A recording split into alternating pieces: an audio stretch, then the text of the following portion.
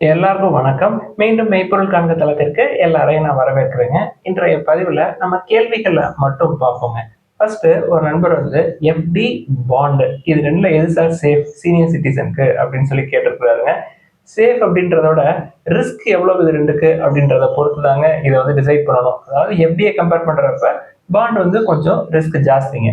But FD ஒரு returns 6.6%, 6.5% கிடைக்குது அப்படின்னா நம்ம நல்ல கார்பரேட் பாண்ட்ல 9.5% வரைக்கும் இருக்கலாம். அதாவது ஏஏ ரேட்டிங்க்கு மேல போனோம் அப்படின்னாலே நம்மளுக்கு ஒரு 9.5 to 10% கிடைக்கிறதுக்கு வாய்ப்பு இருக்குங்க. எது சிறந்தது அப்படின்னு கேட்டா இன்னைக்கு சீனியர் சிட்டிசனுக்கு பாண்ட் சிறந்தது அப்படின்னு சொல்லுவேங்க. ஆனா சீனியர் சிட்டிசன்ஸ்க்கு வாய்ப்புகள் பாண்ட்ல மட்டும்தான் தேடணுமா அப்படின்லாம் கிடையாதுங்க. ஒவ்வொரு காலகட்டத்துல ஒவ்வொரு வாய்ப்புகள் கிடைக்குங்க. அதாவது ஒரு 6-7 மாசத்துக்கு முன்னாடி பவர் கிரிட் இன்ஃப்ராஸ்ட்ரக்சர் இன்வெஸ்ட்மெண்ட் ட்ரஸ்டே ஒரு 74, 75க்கெல்லாம் இருந்ததுங்க. ஸோ நிறைய சீனியர் சிட்டிசன்ஸ் 75, 76ல உள்ள போயிட்டு 13 to 14% வரைக்கும் ஈல்டு எடுக்கிறாங்க. அது போக இன்னும் ஒரு 6 to 7 இயர்ஸ்ல சீனியர் சிட்டிசன் ஆக போறாங்கன்னு வச்சுக்கோங்களேன், அவங்களுக்கு நல்ல நல்ல ஈக்விட்டிஸும் சான்சஸ் கிடைக்குங்க. இப்போ எடுத்துக்காட்டுக்கு இண்டஸ்இண்ட் பேங்க் எடுத்துக்கிட்டோம்னா முற்காலங்கள்ல அது லார்ஜ் கேப்பா இருந்தது. இப்போ அது மிட் சைஸ் கம்பெனியா ஆயிடுச்சுங்க. பட் மறுபடியும் பழைய லெவலுக்கு போகும். இன்னும் ஒரு 6 or 7 இயர்ஸ்ல மறுபடியும் பழைய லெவலை விட நல்ல லெவலுக்கே போகும். ஸோ 7 or 8 இயர்ஸ்ல சீனியர் சிட்டிசன் ஆக போறவங்க இப்போ லோயர் லெவல்ல என்ட்ரி கொடுத்தாங்க அப்படின்னா அவங்களுக்கு ஸ்டாக் பிரைஸ்ல அப்ரிசியேஷன் இருக்கும். தென் நல்ல டிவைடண்டும் கிடைக்குங்க. ஸோ சீனியர் சிட்டிசன்ஸ்னா பாண்டை மட்டும்தான் பார்க்கணும், இல்லை எஃப்டியை மட்டும்தான் பார்க்கணும் அப்படின்ற அவசியம் கிடையாதுங்க. ஒரு ஸ்மால் போர்ஷன் ஈக்விட்டியாகவும் அவங்க கன்சிடர் பண்ணலாம். அடுத்து ஸ்ரீராம் ஃபினான்ஸ் பத்தி ஒரு நண்பர் எழுதியிருக்காங்க. ஸ்டாக் அண்டர் வேல்யூடா அப்படின்னு சொல்லிட்டு. நேற்று ஒரு எடுத்துக்காட்டுக்கு பஜாஜ் ஃபினான்ஸையும் ஸ்ரீராம் ஃபினான்ஸையும் டாடா கேபிட்டலோட கம்பேர் பண்ணாங்க. But Shriram finance undervalued கிடையாது, ஃபேர்லி வேல்யூட் அப்படின்னு வேணா சொல்லுவாங்க. 2 times புக்கு. பட் நான் எப்பொழுதுமே வேல்யூவேஷன்ஸை ஸ்ட்ரிக்டா ஃபாலோ பண்ணுவேன். ஃபினான்ஸ் பிசினஸ் அப்படின்னா 1.5 times புக்கு கீழே தான் நான் எப்பொழுதுமே கன்சிடர் பண்ணுவேன். அடுத்த ஒரு நண்பர் எல்என்டி ஹீரோ மோட்டர் கிராப் இதை பத்தி எழுதியிருக்காங்க. ஹீரோவை பொறுத்த வரைக்கும் நல்ல வேல்யூவேஷன்ல தாங்க இருக்கு. எடுத்துக்காட்டுக்கு பஜாஜோ இல்ல டிவிஎஸ் மோட்டார் கம்பெனியோ எடுத்துக்கிட்டோம்னா அதை கம்பேர் பண்றப்ப ஹீரோ 21 times ஏர்னிங்ஸ் தான். அது போக ஹீரோக்குள்ள என்னென்ன இருக்கு அப்படின்னு பார்க்கணுங்க. ஆயிலஸ் மோட்டார்ஸ் இருக்கு, அதுலயும் கம்பெனி ஸ்டேக் வச்சிருக்காங்க. 35% பக்கமா வச்சிருக்கிற மாதிரி தெரியுது. தென் ஏத்தர் எனர்ஜில ஒரு 35 to 40% பக்கமா ஸ்டேக் வச்சிருக்காங்க. ஸோ நல்ல வேல்யூவேஷன்ல ஹீரோ கிடைக்குது அப்படின்றத நம்ம புரிஞ்சுக்கணும். அடுத்து எல்என்டி எடுத்துக்கிட்டோம்னா லார்ஜ் கேப் கன்ஸ்ட்ரக்ஷனுங்க. ரொம்ப ரொம்ப எக்ஸ்பென்சிவ் சைட்ல எல்லாம் இல்ல, 31 times ஏர்னிங்ஸ் தான். இப்போ ஸ்மால் கேப் கன்ஸ்ட்ரக்ஷன் எடுத்துக்கிட்டோம்னா அப்ஸ் அண்ட் டவுன்ஸ் நிறைய இருக்கும். தென் சைக்ளிக் நேச்சரா இருக்கும் கன்ஸ்ட்ரக்ஷன். பட் எல்என்டி அப்படின்ற ஒரு நிறுவனத்துக்குள்ள நம்மளுக்கு ஒரு பவர் செக்டார் இருக்கு, தென் ரினியூவபிள்ஸ் இருக்கு, தென் டேட்டா சென்டர் பிசினஸ் இருக்கு. அது போக கன்ஸ்ட்ரக்ஷன் நம்மளுக்கு ஆடடா கிடைக்கும். ஸோ இது மாதிரி அட்வான்டேஜஸ் நிறைய இருக்கும் இந்த லார்ஜ் கேப் எல்என்டியை பொறுத்த வரைக்கும். அடுத்து ரேமண்ட் லைஃப் ஸ்டைல் பத்தி எழுதியிருக்காங்க. கம்பெனி காஸ்ட்லியான பிசினஸ்ங்க, ஓவர் வேல்யூ தான். அடுத்து ப்ளூ ஸ்டோன் ஜுவல்லரி அப்படின்ற நிறுவனத்தை பத்தி கேட்டிருக்காங்க. நம்ம இன்னும் நீண்ட நாட்கள் வெயிட் பண்ணணுங்க. ஏன்னா ஐபிஓக்கு அப்புறம் கொஞ்சம் மேல ஏறி இருக்கிற மாதிரி தெரியுதுங்க. கம்பெனியை பொறுத்த வரைக்கும் நமக்கு இப்போதைக்கு தெரிஞ்சுக்க வேண்டியது என்ன அப்படின்னா, முற்காலங்கள்ல ரட்டன் டாடா அவர்கள், நிக்கில் காமத் அவர்கள் அவங்க எல்லாம் முதலீடுகள் பண்ண மாதிரி தெரியுது. கம்பெனி இன்னும் ப்ராஃபிட் பண்ணல, ப்ராஃபிட் பண்ணட்டும். அடுத்து நீங்க 1-2 கன்சிடர் பண்ண சொல்றீங்க. லாங் டேர்ம்ல இது நல்ல பெனிஃபிட் தரும், அதாவது ஈஸியா ஆவரேஜ் பண்ணிடலாம். தென் ரொம்ப டவுன்ஃபால் அதிகமா இருக்கிறப்ப அதுல இருந்து எஸ்கேப் ஆயிடலாம் அப்படின்ற மாதிரி சொல்றீங்க. ஆனா 1-2 கன்சிடர் பண்றப்ப புரோக்கரேஜே ஒவ்வொரு தடவையும் 20 ரூபா போகுது அப்படின்னு சொல்லி கேட்டிருக்காங்க. நான் இதை பத்தி பார்த்தேன். இப்போ அப்ஸ்டாக்ஸ்ல நான் எடுத்து பாக்குறப்ப இப்போ எடுத்துக்காட்டுக்கு ஒரு சவுத் இந்தியன் பேங்கை நான் கன்சிடர் பண்றேன்னு வச்சுக்கோங்களேன். 2.5% இன்னைக்குள்ள ஷேர் பிரைஸ்க்கு 0.83 rupees தாங்க புரோக்கரேஜ் அப்படின்ற முறையில போகுது. இப்போ நான் 5 கன்சிடர் பண்ணேன்னு வச்சுக்கோங்களேன், ₹3.67 போகுதுங்க. ஒவ்வொரு ஆர்டருக்கும் 20 ரூபாய் எடுக்கிற மாதிரி தெரியல. மேபி அதை கொடுக்குறப்ப ஒன்னா நீங்க கொடுத்தீங்கன்னு வச்சுக்கோங்களேன், 18.25 plus GST போகும். கொடுக்குறப்பதான் போகும். எடுக்கிறப்ப நம்மளுக்கு 2.5% ஆஃப் ஷேர் பிரைஸ், இல்லாட்டி மேக்சிமம் 20 rupees அந்த மேனிக்கு தாங்க போற மாதிரி தெரியுது. அடுத்து கிளப் மஹேந்திரா பத்தி கேட்டிருக்காங்க. அதாவது மஹேந்திரா ஹாலிடேஸ் அண்ட் ரிசார்ட்ஸ் எடுத்துக்கிட்டோம்னா ஒரு 45 to 50 times ஏர்னிங்ஸா இருக்கும். அந்த செக்டார்ல இதுதான் கொஞ்சம் வேல்யூவேஷன் கம்மியா இருக்கிற மாதிரி தெரியுது. இது போக தாமஸ் குக் ஒரு 31 times ஏர்னிங்ஸ்ல இருக்குங்க. தென் இன்னும் சீப்பா உங்களுக்கு பிடிக்கணும் அப்படின்னா ஐடிசி ஹோட்டல்ஸ் தாங்க. ஸோ ஐடிசி ஹோட்டல்ஸ் போகணும் அப்படின்னா ஐடிசி மூலமா போகலாம். ஏன்னா ஐடிசி லிமிடெட்ல தான் ஒரு 40% ஆஃப் ஐடிசி ஹோட்டல்ஸ் அவங்கள்ட்ட தான் இருக்கு. அடுத்து எஸ் பேங்க் பத்தி கேட்டிருக்காங்க. வேல்யூவேஷன்ஸ் அப்படின்னு பார்த்தோம்னா 1.5 times புக்கு கிட்ட வந்துருச்சுங்க. ஸோ நம்ம த்ரெஷோல்டை விட அதிகமாக தான் இருக்கு. 1.5 times எக்ஸாக்டா இருக்கு அப்படின்னாலும் நான் அதை ஓவர் வேல்யூடா தாங்க பாக்குறேன் இன்னைக்குள்ள சுச்சுவேஷன்ல. ஏன்னா மோர்கன் ஸ்டான்லி நிறுவனம் சொன்னதுதான் நான் சொல்றேன். இன்எக்ஸ்பென்சிவ் சைட்ல தாங்க இருக்கு. இண்டஸ்இண்டை பொறுத்த வரைக்கும் 0.8 times புக்கு. அடுத்த ஒரு நண்பர் வந்து உஜ்ஜீவன் ஸ்மால் ஃபைனான்ஸ் பேங்கை நான் முற்காலங்களில் கன்சிடர் பண்ணேன், ஒரு 50% பக்கமாக ப்ராஃபிட் இருக்கு அப்படின்னு சொல்லி எழுதியிருக்கிறாங்க. கம்பெனியோட வேல்யூவேஷன்ஸ் அப்படின்னு பார்த்தோம்னா 17 டைம்ஸாக இருக்கும். தட் ப்ரைஸ் டு புக் 1.55 பக்கமாக இருக்கும். ஸோ நண்பர் வந்து 1.5 டைம்ஸ் புக்குக்கு கீழே தான் கன்சிடர் பண்ணியிருப்பார்னு நினைக்கிறேன். தென் இந்த மைக்ரோ ஃபைனான்ஸ் செக்டார்ல ஒரு டர்ன் அரௌண்ட் இன்னும் ஒரு 6 to 12 மந்த்ஸ்ல எதிர்பார்க்கலாம். அது போக கம்பெனியோட கேபிட்டல் அடிக்வேஷன் ரேஷியோ ஸ்ட்ராங்கா இருக்குங்க, 23 இருக்கு. அடுத்த ஒரு நண்பர் வந்து ஐடி துறையை பத்தி ஒரு பெரிய கேள்விகள் சந்தேகங்கள் எழுதியிருக்கிறாருங்க. அதாவது இந்தியாவை பொறுத்த வரைக்கும் ஐடி துறையுடைய அந்த குளோரியஸ் எரா அப்படின்றது முடிவுக்கு வந்துகிட்டு இருக்கா, அதற்கான பாதையில அது போயிட்டு இருக்கா அப்படின்னு சொல்லி கேட்கிறாருங்க. முக்கியமா ஏஐ உடைய வருகை இந்த சந்தேகத்துக்கு ஒரு முக்கியமான காரணமா இருக்கலாம். இது எல்லாருக்குமே எனக்கும் வரக்கூடிய சந்தேகம் தாங்க. அதாவது நண்பர் என்ன சொல்ல வர்றாரு, ஒரு சந்தை இருக்கு அப்படின்னா அந்த சந்தையில ஃபர்ஸ்ட் யார் ப்ராடக்ட் லான்ச் பண்றாங்களோ அவங்களுக்கு வந்து அட்வான்டேஜ் நிறைய இருக்கும். ஐடி துறையை பொறுத்த வரைக்கும் நம்ம ஃப்ரண்ட் ரன்னர்ஸா இருந்தோம். ஆனா இன்னைக்கு ஏஐ செமிகண்டக்டர்ஸ் எடுத்துக்கிட்டோம்னா யுஎஸ்ஏ, சைனா, ஜப்பான் இவங்கெல்லாம் வந்து முன்னணியில வந்துட்டாங்க. இது வந்து நம்மளோட ஐடி துறையை பாதிக்கிறதுக்கு மட்டும் இல்லாம ஏஐலே நம்மள பின்தங்க வச்சிருக்கு அப்படின்னு சொல்லி எழுதியிருக்கிறாங்க. இதுல எந்த சந்தேகமும் வேணாம். சாருடைய கேள்வியை நம்ம எப்படி அணுகலாம் அப்படின்னா கம்பெனியுடைய பெர்ஃபார்மன்ஸ் எடுத்துக்கிட்டு அதை அணுகிறது சிறந்ததா இருக்கும்னு நினைக்கிறேங்க.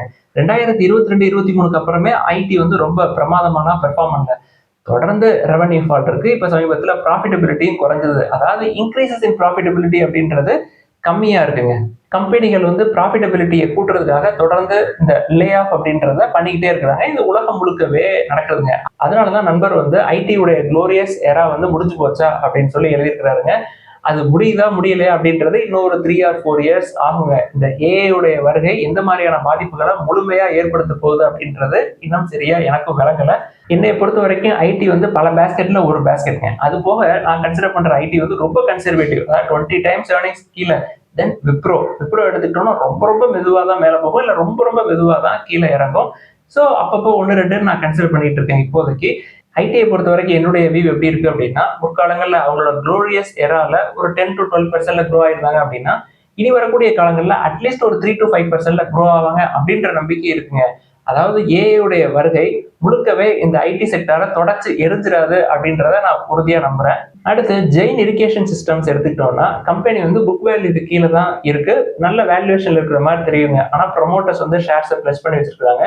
டெட் டு ஈக்விட்டி 1 விட அதிகமா இருக்குங்க. இது போக கம்பெனி வந்து 2019 அப்புறம் டிவிடெண்ட் கொடுத்த மாதிரி தெரியல. ஸோ இது ஒரு நெகட்டிவ் அவுட்லுக்கா நான் பாக்குறேங்க. இங்க ஜெயின் இரிகேஷன் பத்தி கேட்டதுனால இதை வந்து நான் ஃபினோலெக்ஸ் இண்டஸ்ட்ரீஸ் ஆஸ்ட்ரல் கூட கம்பேர் பண்ணி பார்த்தேங்க. ஸோ ஃபினோலெக்ஸோ இல்ல ஆஸ்ட்ரலோ ஜெயின் இரிகேஷனை கம்பேர் பண்றப்ப டெட் டு ஈக்விட்டி ரொம்ப ரொம்ப கம்மிங்க, 0.04 தான். தென் வேல்யூவேஷன்ஸ் அப்படின்னு எடுத்துக்கிட்டோம்னா ஆஸ்ட்ரலை கம்பேர் பண்றப்ப ஃபினோலெக்ஸ் இண்டஸ்ட்ரீஸோட வேல்யூவேஷன் சூப்பரா இருக்குங்க. 31 times earnings, 1.8 times தான் பிரைஸ் டு புக். ஆஸ்ட்ரல் எடுத்துக்கிட்டோம் அப்படின்னா 10 times புக் இருக்குங்க. பிரைஸ் டு ஏர்னிங்ஸ் பார்த்துக்கிட்டீங்கன்னாலும் 76 times. ஸோ ஆஸ்ட்ரல் வந்து ரொம்ப ரொம்ப காஸ்ட்லி. பட் ஆஸ்ட்ரலை கம்பேர் பண்றப்ப ஃபினோலெக்ஸ் இண்டஸ்ட்ரீஸோட இயர்லி ப்ராஃபிட்னு பார்த்தீங்கன்னா ஆஸ்ட்ரலை விட அதிகமா இருக்குங்க. In addition to that both astral then Finolex industries ரெண்டுமே வந்து லாஸ்ட் 1 yearல 30% பக்கமா கீழே இறங்கி வந்திருக்காங்க. So Jain irrigation, Finolex industries then Astral எடுத்துக்கிட்டோம்னா ஃபினோலெக்ஸ் இண்டஸ்ட்ரீஸ் ரொம்ப சீப்பா இருக்கிற மாதிரி தெரியுதுங்க. அடுத்து ஸ்டெர்லிங் வில்சன் ரினியூவபிள்ஸ் பத்தி கேட்டிருக்காங்க. கம்பெனி வந்து ஹையர் வேல்யூவேஷன்ல இருக்கிறப்ப உள்ள போய் மாட்டிட்டு இருக்கிற மாதிரி தெரியுதுங்க. ஷேர் பிரைஸ் வந்து பயங்கரமா கீழே இறங்கி இருக்கு. தெரியாம ஹையர் வேல்யூவேஷன்ல போய் உள்ள மாட்டிக்கிட்டவங்க ஆவரேஜ் பண்றதை தவிர வேற என்னங்க வழி இருக்கு? ஹையர் வேல்யூவேஷன்ல இதுக்கு தான் திருப்பி போறது வந்து ரிஸ்க் அப்படின்னு சொல்லிக்கிட்டே இருப்போம். குறிப்பா ஸ்மால் கேப்ல ரொம்ப ஜாஸ்தி ரிஸ்க். அடுத்த ஒரு நண்பர் வந்து ஸ்டாப் லாஸ் அப்படின்ற கான்செப்ட் பத்தி கேட்டிருக்காருங்க. இன்வெஸ்ட்மெண்ட்ஸை பொறுத்த வரைக்கும் இந்த ஸ்டாப் லாஸ் அப்படின்றதெல்லாம் கிடையாதுங்க. இன்வெஸ்ட்மெண்ட்ஸ்ல நம்மளோட ஸ்ட்ராட்டஜி வந்து 0 லாஸ், நம்மளுக்கு லாஸே கிடையாதுங்க. அப்புறம் எங்க ஸ்டாப் லாஸ்? எதுக்கு நான் இதை சொல்றேன் அப்படின்னா என்னுடைய கன்சிடரேஷன்ஸ் எப்பொழுதுமே ஒரு ஸ்டாக்கோட இன்ட்ரென்சிக் வேல்யூ ₹1 இருக்குன்னா அது 20 காசு, 30 காசு, 50 காசு அந்த ரேஞ்சுக்கு வர்றப்பதாங்க நம்ம கன்சிடர் பண்றோம். அது தரமட்டத்துக்கு வந்ததுக்கு அப்புறம் தான் நானே வந்து என்ட்ரி கொடுப்பேன். அப்புறம் என்ன எனக்கு ஸ்டாப் லாஸ் வேண்டி கிடக்கு? அடுத்த ஒரு நண்பர் வந்து முருகப்பா குரூப் கம்பெனிஸ் பத்தி சொல்லுங்க சார், அதுல வேல்யூவேஷன்லாம் எப்படி இருக்குன்னு டிஸ்கஸ் பண்ணுங்க அப்படின்னு சொல்லி எழுதிருக்காங்க. நம்ம ஏற்கனவே சொல்லியிருக்கோங்க, இருந்தாலும் இன்னொரு தடவை லிஸ்ட் ஆஃப் ஸ்டாக்ஸ் அதோடைய வேல்யூவேஷன்ஸ் எப்படி இருக்கு அப்படின்றத பார்ப்போம். ஃபர்ஸ்ட் கார்போரண்டம் யூனிவர்சல் எடுத்துக்கிட்டோம்னா 72 times earningsங்க. வேன் இண்டியா எடுத்துக்கிட்டோம்னா 50 times earnings பக்கமா இருக்கும். எட்பேரி எடுத்துக்கிட்டோம்னா 17 times தான் earnings. பெரும்பாலும் நம்ம சுகர் செக்டாரை பாக்குறது இல்லை, அதனால அதெல்லாம் விட்டுருவேன். தென் சோழமண்டலம் ஃபினான்ஸ் ஹோல்டிங்ஸ் எடுத்துக்கிட்டோம்னா 16 times தான் earnings, but price to book 2.8க்கு மேல இருக்கு. தென் சோழமண்டலம் இன்வெஸ்ட்மெண்ட்ஸ் எடுத்துக்கிட்டோம்னா 30 times earnings, then price to book 5.7. இது வந்து நம்ம த்ரெஷ்ஹோல்டுக்கு ரொம்ப தள்ளி தான் இருக்கு. Then Shanthi gears 41 times earnings, tube investment 92 times ஏர்னிங்ஸ்ங்க, ரொம்ப ரொம்ப ரொம்ப காஸ்ட்லி. தென் கோரமண்டல் இன்டர்நேஷனல் எடுத்துக்கிட்டோம்னா 33 டைம்ஸ் தான் ஏர்னிங்ஸ் இருக்கும். பட் கம்பெனியோட பிசினஸ் பார்த்தோம்னா அக்ரி அண்ட் ரிலேட்டட் ஃபெர்டிலைசர் பிசினஸ்ங்க. ஸோ நம்மளுக்கு ஃபெர்டிலைசர் ஆகாது. நம்ம நேத்து கூட சொன்னோம், ஃபினான்ஷியல் 26ல ஃபெர்டிலைசருக்கான டிமாண்ட் வந்து ஒரு 5.6% குறைஞ்சிருக்கு அப்படின்ற செய்தி கிடைச்சிருக்கு. தென் கோரமண்டல் இன்ஜினியரிங், சிஜி பவர், இது எல்லாமே வந்து ஓவர் வேல்யூ சைடில் தாங்க இருக்கு. முருகப்பா குரூப் கம்பெனிஸை பொறுத்த வரைக்கும் வேல்யூவேஷன்ஸ் நான் கன்சிடர் பண்ற லெவல்லே இல்லைங்க. கன்சிடர் பண்ற லெவல்ல இருக்கிறது வந்து நான் கன்சிடர் பண்ணாத செக்டரா இருக்குங்க. ஒன்று ஃபெர்டிலைசரா இருக்கு, இல்ல சுகர் செக்டரா இருக்கு. அடுத்து மான்ட்ரா எலக்ட்ரிக் பத்தி பேசுறீங்களே சார், அதுக்கு ப்ரொமோட்டர் யாரு? தென் அந்த ஸ்டாக்கை கன்சிடர் பண்ணணும் அப்படின்னா எது மூலமா அதை கன்சிடர் பண்றது? அது ஒரு லிஸ்டட் என்டிட்டியா அப்படின்னு சொல்லி கேட்டிருக்காங்க. மான்ட்ரா எலக்ட்ரிக் பொறுத்த வரைக்கும் லிஸ்டட் என்டிட்டி கிடையாதுங்க. இது முதல் விஷயம். மான்ட்ரா எலக்ட்ரிக்கை பொறுத்த வரைக்கும் is a legal entity of TN clean மொபைலிட்டிங்க. இந்த டிஎன் கிளீன் மொபைலிட்டி அப்படின்றது டியூப் இன்வெஸ்ட்மெண்ட்ஸ் இருக்காங்க இல்லையா, அவங்களுடைய சப்சிடரி தான். ஸோ டியூப் இன்வெஸ்ட்மெண்ட் ஷேர் வச்சிருக்கிறவங்க ஏற்கனவே மான்ட்ரா எலக்ட்ரிக்கை இன்டெரக்டா கன்சிடர் பண்ணிட்டு இருக்கீங்க அப்படின்னு தான் அர்த்தம். அடுத்து எல்என்டி ஃபினான்ஸ் பத்தி எழுதியிருந்தாங்க. அது 2.5 டைம்ஸ் புக்கை விட அதிகமா போயிடுச்சுங்க. ஓவர் வேல்யூட் சைடுக்கு போயிடுச்சு. கன்சிடர் பண்ற லெவல்ல இருக்காது. 25 டைம்ஸ் ஏர்னிங்ஸ். அடுத்து ஆக்டர்ஸ் வேல்யூ ஹவுசிங் பத்தி கேட்டிருந்தாங்க. எனக்கு 20 டைம்ஸ் ஏர்னிங்ஸ்ன்றது காஸ்ட்லியா தாங்க இருக்கு. கேன்ஃபின் ஹோம்ஸோ, பிஎன்பி ஹவுசிங் ஃபினான்ஸோ, எல்ஐசி ஹவுசிங் ஃபினான்ஸோ இதை விட சீப்பான வேல்யூவேஷன்ல இருக்கிற மாதிரி தெரியுது. அடுத்து TVS electronics, then TVS supply chain நிறுவனங்களை பத்தி கேட்டிருக்காங்க. கம்பெனிக்கு பி இல்லைங்க, முதல்ல அவங்க ப்ராஃபிட் சைடு வரட்டும், அதுக்கப்புறம் அதை பத்தி பேசலாம். அடுத்து டாடா மோட்டார்ஸ் எடுத்துக்கிட்டோம்னா டாடா மோட்டார்ஸ் பேசஞ்சர் வெஹிக்கிள் தனியா, தென் டாடா மோட்டார்ஸ் லிமிடெட் தனியா ஸ்பிளிட் ஆகுறதுக்கு எஃபெக்டிவ் டேட் October 1, 2025 சொல்லியிருந்தோம் இல்லையா. ஸோ ஷேர் ஹோல்டர்ஸ்க்கு ஒரு ஷேர் 2 ஷேரா கிடைக்கிறதுக்கு ரெக்கார்ட் டேட் வந்து October 14, 2025. தென் டாடா மோட்டார்ஸை பொறுத்த வரைக்கும் அவங்களோட கோர் பிசினஸ் என்ன அப்படின்றத தெரிஞ்சுக்கணுங்க. அவங்களோட கோர் பிசினஸ் வந்து கமர்ஷியல் வெஹிக்கிள் பிசினஸ் தான். அதனாலதான் டாடா மோட்டார்ஸ் லிமிடெட் அப்படின்ற பேரையே அவங்களோட கமர்ஷியல் வெஹிக்கிளுக்கு செட் பண்ணிட்டு தென் அவங்களோட பேசஞ்சர் வெஹிக்கிளுக்கு வந்து டாடா மோட்டார்ஸ் பேசஞ்சர் வெஹிக்கிள் லிமிடெட்னு ரீநேம் பண்ண மாதிரி தெரியுதுங்க. எதற்காக இது முக்கியமா சொல்றேன்னா, டாடா மோட்டார்ஸை பொறுத்த வரைக்கும் அவங்களோட பிவிஎஸ்க்கு சர்வீசஸ் வந்து சாட்டிஸ்ஃபைடா இல்லை அப்படின்னு சொல்லி நிறைய ஃபீட்பேக் எல்லாம் வருதே சார் அப்படின்னு சொல்லி கமெண்ட் எல்லாம் எழுதியிருந்தாங்க. ஸோ டாடா மோட்டார்ஸோட பேசஞ்சர் வெஹிக்கிள் செக்மெண்ட் எடுத்துக்கிட்டோம்னா லாஸ்ட் 10 to 15 இயர்ஸ்ல தாங்க அவங்க மேலே ஏறி வந்திருக்காங்க. அதற்கு முன்னாடி அவங்களோட கோர் பிசினஸ் வந்து கமர்ஷியல் வெஹிக்கிள் பிசினஸ் தாங்க இருந்தது. ஸோ டாடா மோட்டார்ஸை பொறுத்த வரைக்கும் அவங்களோட பேசஞ்சர் வெஹிக்கிள் செக்மெண்ட்ல ஒரு மாஸ்டர் ஸ்ட்ரோக் அப்படின்றது ஜேஎல்ஆரோட அக்விசிஷன் தாங்க. ஸோ இப்போ 2 என்டிட்டியா போக போகுது. இனி வரக்கூடிய காலங்களில் சர்வீசஸ்ல ஃபோக்கஸ் பண்ணுவாங்க அப்படின்றது என்னுடைய நம்பிக்கைங்க. நல்ல வேல்யூவேஷன் இருக்கு, அதனால நான் தொடர்ந்து கன்சிடர் பண்றேன். அடுத்து NALCO, shipping corporation of India போன்ற நிறுவனங்களை பத்தி எழுதியிருக்காங்க. நால்கோ நல்ல வேல்யூவேஷன்ல தாங்க இருக்கு, நல்ல க்ரோத் ப்ராஸ்பெக்ட்ஸ் இருக்கு. கம்பெனி வந்து நெக்ஸ்ட் 5 to 6 இயர்ஸ்ல நாங்க ஒரு 30,000 crore இன்வெஸ்ட் பண்ணுவோம் அப்படின்னு சொல்லியிருக்காங்க. ஸோ இது நால்கோவை நான் தொடர்ந்து வாட்ச் பண்றதுக்கு முக்கியமான காரணம். ஷிப்பிங் கார்பரேஷன் ஆஃப் இந்தியா எடுத்துக்கிட்டோம்னா இப்ப நால்கோ வந்து பெரிய கேபெக்ஸ் எடுத்து அவங்களோட க்ரோத்தை என்ஷூர் பண்றதுக்காக நிறைய ஸ்டெப்ஸ் எடுக்கிறாங்க இல்லையா. அந்த மாதிரி ஷிப்பிங் கார்பரேஷன் ஆஃப் இந்தியாவில் நான் வந்து லாஸ்ட் 5 or 6 இயர்ஸா எதுவும் பார்க்கல. அதனால நான் ஷிப்பிங் கார்பரேஷன் ஆஃப் இந்தியாவை பார்க்கறதே இல்லை. நல்ல வேல்யூவேஷன்ல இருந்தாலும் கூட இந்திய சந்தையை பொறுத்த வரைக்கும் நேற்று ஒரு பவுன்ஸ் இருந்ததுங்க. நான் வந்து எஃப்ஐஎஸ் உள்ள வந்திருப்பாங்களோ அப்படின்னு சொல்லி பார்த்தேன். அப்படிலாம் எஃப்ஐஎஸ் உள்ள வந்த மாதிரி தெரியல. நேத்தும் எஃப்ஐஎஸ் கேஷ் செக்மெண்ட்ல நெட் செல்லர்ஸா தான் இருந்திருக்காங்க ஒரு 1685 crores. ஸோ சந்தையை பொறுத்த வரைக்கும் எஃப்ஐஎஸோட செல்லிங் ப்ரெஷர் கண்டினியூ ஆகுதுங்க. ஸோ கேர்ஃபுல்லா நல்ல வேல்யூவேஷன் எங்க இருக்கோ அதை பார்க்கலாம். கேள்விகளை பொறுத்த வரைக்கும் நான் என்னுடைய பார்வையில பதில்களை சொல்லியிருக்கேங்க. நீங்களும் கொஞ்சம் ரிசர்ச் பண்ணணும். உங்களோட செபி ரிஜிஸ்டர்ட் அட்வைசர் இல்ல ரிலேஷன்ஷிப் மேனேஜர்ட்டையும் பேசலாம். அவங்க சொல்றதையும் அப்படியே கேட்கணும் அப்படின்ற அவசியம் கிடையாதுங்க. எண்ட் ஆஃப் த டே நீங்களும் கொஞ்சம் ரிசர்ச் பண்ணணும். இதெல்லாம் தான் இன்னைக்கு டிஸ்கஸ் பண்ணணும்னு நினைச்சோம். ஏதாவது சந்தேகங்கள், கேள்விகள் இருந்தா எல்லாத்தையும் எழுதுங்க. எல்லாருக்கும் நன்றி.